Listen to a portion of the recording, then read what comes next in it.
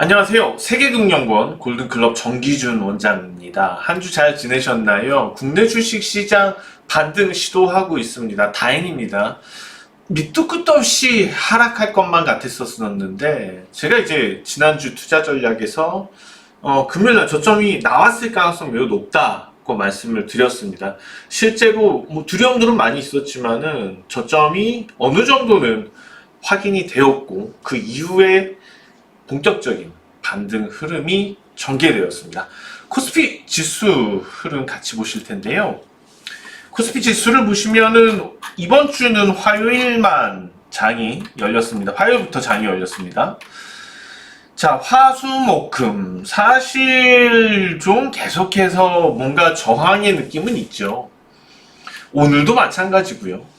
코스닥은 좀 더 심한 것 같고 코스피도 그런 저항이 이게 얘기하는 것은 뭐냐면은 아직까지 시원찮다는 겁니다. 시장이요. 만약에 시장이 화끈했다면 이미 뚫고 나갔었겠죠. 이미 2300선, 2400선 향하고 있겠죠. 근데 지금 시장이 시원치 못하다 보니까는 작은 저항이지만 영향을 받고 있다고 보시면 됩니다. 이거는 국내 주식시장뿐만 아니고 글로벌 주식시장 전반적으로 마찬가지인 것 같아요. 지금 투자 심리가 아직까지 돌아온 것은 아닙니다. 투자 심리가 돌아오지는 못했지만 그동안 너무 억눌려 있던 그리고 단기적으로 과도하다고 생각했던 그런 부분들에 대해서 지금은 안정을 찾고 있는 단계라고 보시면 됩니다. 그런데 여러분 한번 생각을 해보세요. 이렇게 억눌렸던 부분들이 안정을 찾고 있는 단계를 넘어선다. 투자 심리가 반전이 되기 시작한다. 악화되었던 심리들이 안정을 떠나서 저점 나왔구나. 진짜 저점이네. 그때부터는 시장은 매우 빠르게 올라가겠죠. 그러면은 싼 가격에 살 수 있는 기회는 없어져 버리는 거죠. 사라져 버리는 거죠. 그러면 문제가 되는 것은 베팅을 하고 싶어도 베팅을 할 수 없는 그런 상황이 문제가 되는 거죠. 베팅을 하고 싶은데 베팅을 못한다. 왜? 지금이 정말 최저점이 지난주에 나온 것인지 이게 진짜 최저점을 만든 것인지 지난주 금요일날 아니면은 또 뭔가 어떤 불길한 얘기들 불길한 조짐들이 나오면서 여기서 다시 시장이 저점을 깰 것인지 이게 불확실하죠. 투자자들 심리에서는. 이게 불확실한 상태에서 지금 무턱대고 막 그냥 매수를 할 수는 없는 거잖아요. 이게 단순히 저점, 왜냐하면 우리 한번 당했거든요. 이 당시에 6월 말에서 7월 초에 확인되었던 이 상황들이 진짜 저점이었다고 생각을 했었어요. 사실상. 왜냐하면 인플레이션이 꺾이는 모습들이 있으니까. 그런데 그런 것에 대해서 시장은 반등해주지 못하고 우리가 기대했던 것은 FOMC, 지난달 FOMC를 기점으로 해서 시장이 여기서 반등해 줄 거라는 기대들이 많았잖아요. 그렇지만은 또 당국자들, 미국의 정책 당국자들, 금융정책 파월 의장을 비롯해서 연준 의원들이 원체 안 좋은 얘기들을 많이 하게 됩니다. 이건 전에도 한번 몇 번 말씀드린 적이 있는 것 같지만은 일단 뉴욕 증시가 이 저점에서 너무 많이 오르다 보니까는 실질적으로 인플레이션에 대한 다시 견제가 들어갔다는 거죠. 실제 인플레이션이 나오는 것에 대한 우려보다도 시장이 어떤 기대를 하고 투기를 벌이는 것에 대한 견제. 그런 견제들은 사실상 시장을 매우 심리를 얼어붙게 만들었었고 그런 심리들이 실질적인 그런 펀더멘탈로 우려되는 부분보다도 더 많은 것을 좀 빼앗아 왔던 거죠. 다시 시각을 좀 달리해서 얘기를 해보면 인플레이션의 정점과 향후 있을 최악의 시나리오들 경기가 많이 침체가 되고 뭐 일부 국가들은 금융위기, 디폴트가 날 수도 있고 그런 것의 종합적인 최악의 상황들은 이 당시에 반영이 된 거죠. 그러면 실질적으로 왜 이때 그러면은 바닥이 아니었고 이번에 바닥이 나왔느냐? 이거는 우리가 심리적인 영향이 작용을 했기 때문인 거고, 심리적인 영향은 거꾸로도 작용을 합니다. 정점을 찍었는데 분산이 되고, 시세가 정점을 찍고선 분명히 시세가 꺾이는 구간이 나왔는데 그 이후에 다시 지난 고점을 넘어버리는 경우, 너무 투자 심리가 과열되어 있을 때 그러죠. 폭등주에서 그런 현상들이 많이 나오고, 특히 작년에 나스닥 시장에서 그러한 동향들이 나왔습니다. 지금 나스닥 차트 보고 계시는데요. 나스닥 흐름을 보시면 이미 다른 증시 같은 경우에는 꺾여 있었던 상황이고, 국내 주식시장도 이 7월 달에 대부분 고점을 만들었습니다. 실질적으로 대부분 종목들은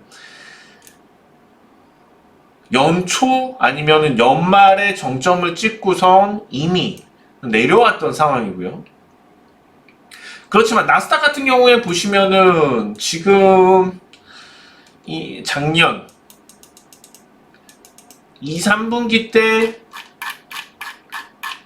정점이라는 신호들이 나왔었어요. 이때 정점이라고 할 수 있는 신호들이 나왔고, 나스닥 끝났다는 얘기들도 조정을 보일 때 이제는 추세 끝났다, 상승 추세 끝났다라는 얘기들도 많이 나왔었습니다. 그렇지만은 비웃기나 하듯이 그 이후에 이렇게까지 하락을 했었죠. 이때는 진짜 나스닥도 이제 버블이 붕괴된다 그랬는데, 그것을 비웃기나 한 듯 그 이후에 폭발적인 상승을 만들어 버립니다. 지수가 단기적으로 14,000에 있던 게 16,000까지 쑥 올라 버립니다. 이미 사실적인 펀더멘탈상 따져봤을 때의 버블이 붕괴되는 건 이때거든요. 정점이었고. 근데 그 이후에 투기가 추가 상승을 만들어내는 거죠. 마찬가지예요. 지금 상황들도 똑같은 겁니다. 역으로 똑같은 거예요. 이 악화되어 있는 투자 심리 자체가 시장을 추가로 끌어내렸던 건 거죠. 실질적인 저점은 이미 6, 7월에 나왔다고 보시면 됩니다. 그러면 이후에 나타날 수 있는 지금 이 상황의 최악을 만들었던 인플레이션의 정점은 이미 많은 것들을 시장에서 반영을 하고, 그걸로 인한 향후의 경기 우려들, 아무리 앞으로 지금 연준에서 말을 세게 하더라도, 파월이 더 심한 얘기를 꺼내더라도, 사실상 이번에 이제 이달에 나올 지난달 물가지표도 많이 내려갈 거고, 제가 유튜브에서 주택가격도 말씀을 드렸던 것 같은데, 실제로 주택가격이 많이 떨어지고 있는데 핵심 물가지표에서 주택지표가 문제가 됐었단 말이죠. 근데 그것은 상당히 후행적으로 나타나거든요.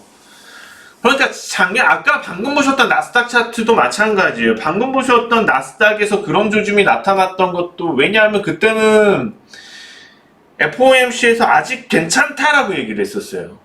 아직 괜찮다라고 얘기를 했지만 실제로는 현실 물가를 반영을 하는 부분에서 미리 선제적 대응을 할 수 있는 우려들은 벌써 나오고 있었거든요. 그러면 왜 연준은 후행적으로 뒤늦게 대응을 하고 있느냐? 꼰대 기질 때문에 그런 거죠. 꼰대 기질. 예를 들어서 아프리카 TV에서 별풍선 수수료, 아프리카 TV 같은 거에 별풍선 수수료잖아요. 수입이요. 그러면은 그런 쪽에서의 데이터들을 반영을 하냐는 거죠. 미국도. 그러니까 정통적인 과거의 그런 것들에서 크게 변하지 못하고 체크를 하다 보니까는 실질적으로, 현실적으로 지금 미국에서의 핵심 물가지표도 좀 빨리빨리 캐치를 못하고 대응을 못하는 거거든요. 지금 벌써 2, 30년 전에 비해서 어마어마하게 빠르게 지금 반영이 되고 있는 상태인데 그거를 못하다 보니까 계속 후행적으로 움직인다. 그럼 지금도 똑같아요. 이미 물가가 꺾이기 시작한 부분은 있지만은 실제로 그 꼰대들이 보는 데이터 상에서는 아직은 아니거든요. 아직은 물가가 우려스러운 거거든요. 이미 지금 선행이라고 얘기할 수 있는 부분들이 꺾였다고 하더라도 그러니까 그게 문제가 되는 거예요. 주택가격 내려온 이후에 한참 시간을 두고서 그 임대료가 렌트 비용이 떨어지겠죠. 근데 그런 부분들은 반영을 못하고 있다는 거잖아요. 그럼 나중에 어떻게 되냐는 거죠. 너무 빠르게 무리해서 높였다라는 얘기가 들릴 수밖에 없을 거고 향후 물가 지표가 너무 떨어지게 되면 디플레이션 얘기가 나올 수가 있어요. 미세 조정을 해야지 되는 부분에 있어서 미세 조정을 계속 놓치고 있는 겁니다. 왜냐하면은 돈을 너무 많이 풀어놨었기 때문에 팬데믹 때 그러니까 양이 너무 크다 보니까는 미세 조정을 못해서 이런 일이 발생을 하는 거예요. 미세 조정이 안 되다 보니까는 지금 계속 75 베이스 포인트를 3번 연속이나 올리다 보니까 4개월 동안 이런 일들이 벌어지는 거죠. 그래서 지금 아마도 내년 1월에 나오는 지표들에 있어서는 너무 많이 차이가 있을 거예요. 연준이 그동안 이제 바라보고 있던 것과 그럼 그땐 뜨끔할 거라는 거죠. 그러면은 실제로 진짜로 금리 인상에 대한 얘기는 내년 초에 아예 끝날 수도 있어요. 그런 지금 상황을 바라볼 수 있는 단계라고 보입니다. 그러면은 그 전에 시장은 움직이겠죠. 그래서 이미 많은 것을 반영을 했다고 판단을 한다면 지금 시장이 이 위치에서 추가로 하락해서 저점을 다시 깨기보다는 이번에 CPI가 발표가 되고 다음 주죠. 다음 주 목요일날 밤 9시 한국 시간으로 밤 9시 30분에 발표가 됩니다. 그러면 다음 주 금요일 시간에 반영이 될 텐데 마찬가지로 그 전까지는 시장이 그냥 뭔가 불안불안하면서 엎치락뒤치락 할 겁니다. 엎치락뒤치락 하다가 지금 제가 그려드린 박스권 내에서 엎치락뒤치락 하다가 물가 지표가 실제로 발표되고 난 이후에 이번 FOMC에서 금리 인상을 75 베이스 포인트로 안 갈 수 있다. 오히려 저는 25 베이스 포인트 가능성도 이달에 가능성이 있다고 보고 있거든요. 그래서 만약에 그런 연준에서 말은 세게 하지만 이번에 25 베이스 포인트밖에 연준이 못 올리면 진짜 폭발적인 상승이 시장에서 일어날 겁니다. 그런 기대들을 FOMC 전에 할 가능성이 많이 있어요. 그래서 제가 볼 때는 다음 주 초 월요일 장이 안 열리니까 화요일 정도에는 좀 우리가 준비를 해둬야 되지 않나 생각이 듭니다. 주식들을 좀 담아둘 필요가 있다고 판단이 돼요. 자, 그럼 바로 추천주로 넘어가겠습니다. 자, 오늘 추천드릴 종목은 율촌화학이에요. 율촌화. 네, 롯데계열이지, 농심 계열이죠. 농심 계열인데 주가가 큰 수주, 2차전지 관련된 수주, 알루미늄 패키징이죠. 알루미늄 패키징. 이제 2차전지에 있어서 사실상 물론 그 안에 들어가는 2차전지의 핵심적인 원재료들도 많이 있죠. 그것뿐만 아니고 패키징에 있어서도 핵심적인 재료들이 있는데 그런 핵심적인 알루미늄 파우치 필름에 대한 생산입니다. 사실상 박스 만드는 이런 회사에서 알루미늄 파우치 필름을 이제 양산을 하게 되는데 여기서 벌써 1조 넘는 수주가 들어왔다는 것에 대해서 우리는 힌트를 얻어야 돼요. 우선 지금 이거는 뭐 당연히 정보 샜겠죠. 당연히 정보 샜을 거고 뭐 이미 대주주들 팔아먹었다 그랬고 이미 이 정보 센 거는 꽤 된 것 같아요. 제가 봤을 때는. 근데 지금의 흐름들은 단순히 정보빨에 의한 그런 흐름들이었다고 보여지고 있고요. 지금은 이제 실제 이 기업이 알루미늄 파우치 필름을 생산을 해서 1조가 넘는 금액을 수주를 했을 때 5년 동안, 그러니까 5년 동안이니까 2,500억 정도, 1년에 2,500억 정도 될 겁니다. 지금 1년 매출의 거의 50% 되는 규모거든요.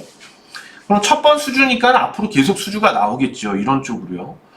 그렇게 되면은 실질적으로 거기서 뭐 마진들 계산하게 될 건데, 지금은 거의 마진이 크지 않아요. 펀더멘탈 상으로 많지는 않은 상황인데, 이쪽 부분에서 실질적으로 수익이 나오게 된다면은 제가 봤을 때 지금 PER이 매우 낮은 거예요. 다른 이 관련된 종목들에 비해서. 제가 볼 때 지금 주가는 너무 싼 거라고 판단이 됩니다. 그래서 실제로 흔들렸지만 주가가, 이거는 그냥 수급에 의한 흐름이고, 이제 수급에 의해서 뭐 엎치고 뒤치고 했잖아요. 이제는 이런 알루미늄 파츠 필름에 대한 생산 공급에 대한 어떤 실질적인 뭔가의 펀더멘털을 반영을 하면서, 성장 가치를 반영을 하면서 주가가 본격적으로 상승 국면에 진입할 수 있다는 겁니다. 그렇기 때문에 지금 같은 위치에서 접근을 해두는 게 유리하죠. 그래서 오늘 율촌화학을 좀 들고 나왔습니다. 자, 시장이 좀 지지부진합니다. 물론 이제 반등에 성공을 했지만 이번 주에, 그렇다고 해서 아직까지 본격적인 상승을 감지하는 투자자들이 많지는 않아요. 여전히 불안불안한 기운을 가지고 있습니다. 그렇지만 제가 말씀드렸듯이 저점은 이미 나왔을 가능성이 높다는 겁니다. 그런 측면에서 볼 때는 실제로 우리는 다음 주 화요일, 늦어도 뭐 수요일까지는 어느 정도 주식 비중을 늘려놓는 전략도 좀 치밀하게 짜놓을 필요가 있다고 생각이 듭니다. 다음 주 시장, 주 초반 이후에는 많이 올랐으면 좋겠네요. 어쨌든 간에 시장이 좀 많이 안정을 찾아서 다행입니다. 다음 주 좀 더 시장이 많이 오른 상태에서 찾아뵐 수 있으면 좋겠네요. 다음 주에 뵙겠습니다. 고맙습니다.